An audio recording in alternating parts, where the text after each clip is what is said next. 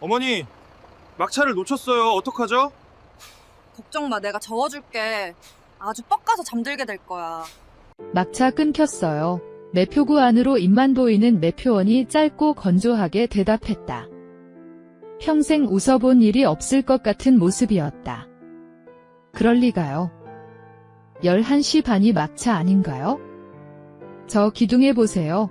매표원이 다시 한번 짜증스럽게 답했다. 기둥을 보니 동절기 서울무곡간 버스 노선 단축운행 안내라고 쓰여 있었다.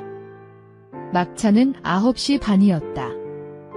대학 졸업을 하고 기자 일을 하는 동안은 쭉 서울에서 살았으나 기자도 그만두고 작가 지망생으로서의 삶을 살면서 고향 무곡으로 내려온 것이 7월의 이야기. 지금은 눈이 날리기 시작한 11월이다. 이번에 서울에 온 것은 그저 대학 동창회에 참석하기 위해서였다. 술자리는 어지러웠다. 이야기 보따리에서 우리의 추억은 마치 살짝 발라진 설탕 같았다. 짧은 추억 이야기가 끝나자 친구들은 서로 약속이나 하듯 연봉을 묻고 재산을 묻고 직장을 물었다. 쓰디 쓴 현실 이야기였다. 그러다 한 친구가 욕을 했고 다른 친구는 술병으로 그 친구의 머리통을 내려치는 것으로 화답했다. 내가 지방에서 오로지 동창회를 위해 올라왔음을 아는 한 친구가 자기 집에서 자고 가라고 붙잡았으나 별로 그러고 싶은 마음은 들지 않았다. 저 놈은 예나 지금이나 저렇게 술자리에서 도망만 가냐 조용히 술을 마시던 한 친구 놈이 중얼거렸다. 그 말이 맞을지도 몰랐다. 나는 예나 지금이나 현실에서 도망쳤다. 그렇다고 해서 이상을 찾은 것도 아니었다. 그저 현실이 아닌 어정쩡한 시공간을 살 뿐이었고 결국 30을 넘어서도 작가 지망생이나 하고 있는 처지였다. 나는 언제까지 이렇게 도망만 다녀야 하나 기둥 앞에 서서 이렇게 쓴 입맛을 다시며 당장 오늘 밤 어디에서 자야 할지를 고민했다. 재워주겠노라 했던 친구의 집에 가려면 택시를 타고 1시간은 달려야 할 터인데 술값을 내고 수중에 남은 돈은 3만 원이 전부였다. 친구네 집에 빈손으로 갈 수도 없는 노릇이니 택시비와 소주 한 병이라도 살 돈을 빼면 오히려 집에 내려갈 차비가 없었다. 찜질방이라도 가야 하나 이런 생각을 하고 있는데 누군가가 나를 부르는 소리가 들렸다. 아니겠지? 부르긴 누가 불러. 그러나 아니었다. 다시 한번 누군가가 나를 똑똑히 부르는 소리가 들렸다. 성하나. 너 성한이 맞지? 그제야 나는 돌아보았다. 거기에는 여자가 한 명 서 있었다. 옅은 컬의 긴 파마머리에는 윤기가 흘렀고 날씬하고 탄탄한 몸을 타이트한 레인코트가 감싸고 있었다. 레인코트 아래로는 통이 넓은 청바지가 곧게 내려오고 있었다. 그러나 얼굴을 목도리로 반쯤은 가리고 있어 누군지 알아볼 수도 없고 나이를 가늠하기도 힘들었다. 신문사에서 보던 사람인가 하는 생각이 들었으나 도무지 기억이 나지 않았다. 누구세요? 여자는 내게 다가오며 목도리를 풀었다.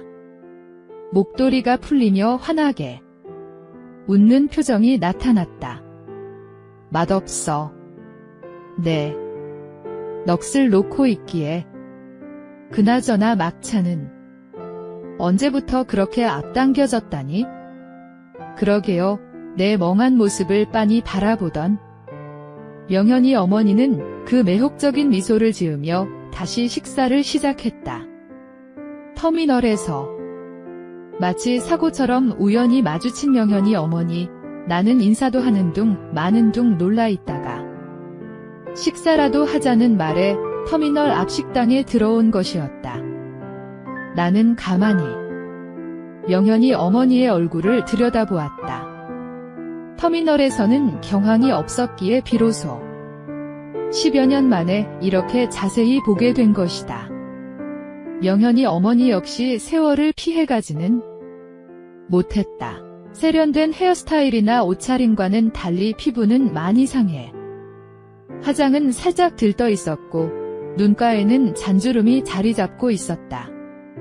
나는 비로소 10여 년의 세월이 걸었던 알 수 없는 발자국을 확인하는 기분이었다. 더 이상 백자 같은 피부의 모나리자는 없다. 그렇게 속으로 중얼거리면서도 명현이 어머니의 얼굴에서 눈을 뗄 수 없었다. 세월이 짓밟은 가운데에도 아름다움은 군데군데 남아 내 눈길을 잡고 있었다.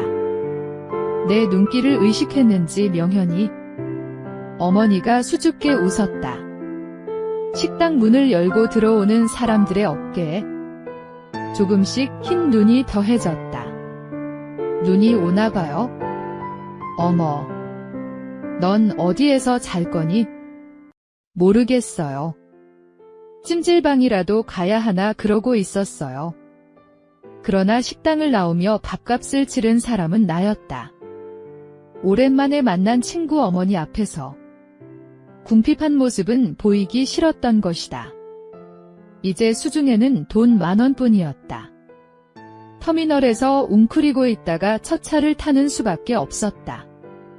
식당 앞에서 나는 명현이 어머니를 향해 작별 인사라도 할 요량으로 잠시 멈추었으나 명현이 어머니는 내 손을 잡고 길가로 향했다. 택시에 오르면서도 이게 무슨 일인가 싶었다. 저기 잠자코 있어. 명현이 어머니가 내게 윙크를 하며 말했다. 나 아까 내 지갑 봤어.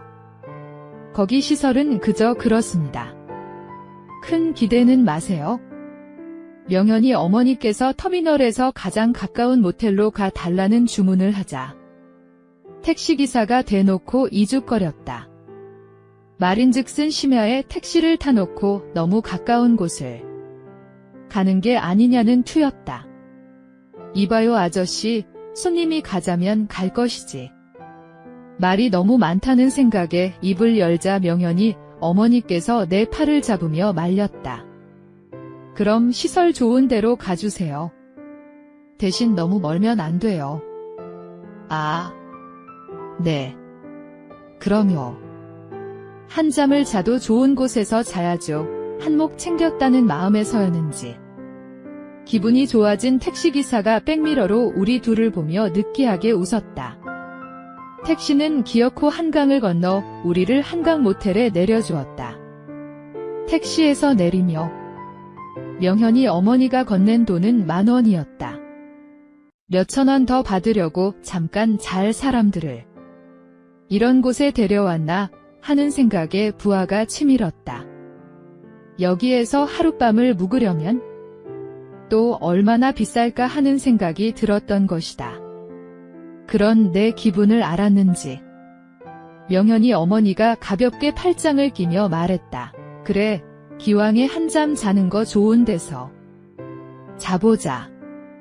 아줌마는 성환이랑 근사한 곳에 와서 좋은데?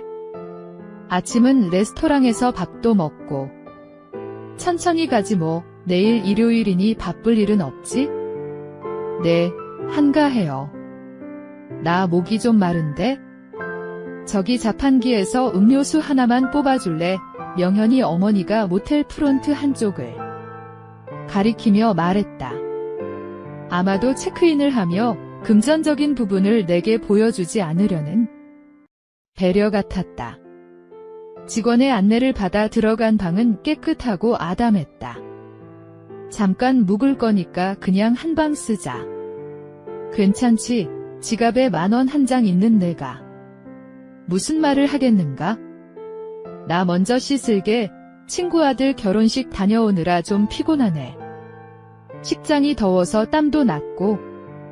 예, 그렇게 하세요. 잠시 침묵이 흘렀다. 아마도 가운으로 갈아입을 장소가 마땅치 않았던 모양이다. 잠시 망설이던 아주머니는 조용히 가운을 가지고 들어갔다. 나는 가운을 입기가 아무래도 쑥스러워 그냥 옷을 입고 잘까도 했지만 술을 마시며 옷에 밴 담배 냄새며 중국집의 기름진 음식 냄새 때문에 갈아입지 않을 수 없었다. 명현이 어머니가 들어간 틈을 타 나도 가운으로 갈아입고 냉장고에서 물 한 병을 꺼내 마셨다. 강변에 위치한 이곳의 야경은 괜찮았다. 어둠이 내려앉은 강과 강변을 자동차들이 헤드라이트를 켜고 가며 경계를 이루고 있었다. 나는 어린 시절의 명현이 어머니에 대한 추억, 그리고 지금 내 앞에 있는 명현이 어머니 사이의 거리, 그 시간을 어떻게 해야 할까 하는 고민을 했다. 성하나. 네. 잠깐 들어와 볼래? 명현이 어머니의 목소리가 났다. 내가 잠시 망설이자 명현이 어머니가 말했다. 들어와. 넓은데 뭐. 어쩌면 이곳으로 향하면서부터 이 순간은 정해졌는지도 모른다. 아니, 우리가 동시에 막차 시간을 잘못 알고 막차를 놓쳤을 때부터 우리는 그렇게 이미 연결된 것인지도 모른다.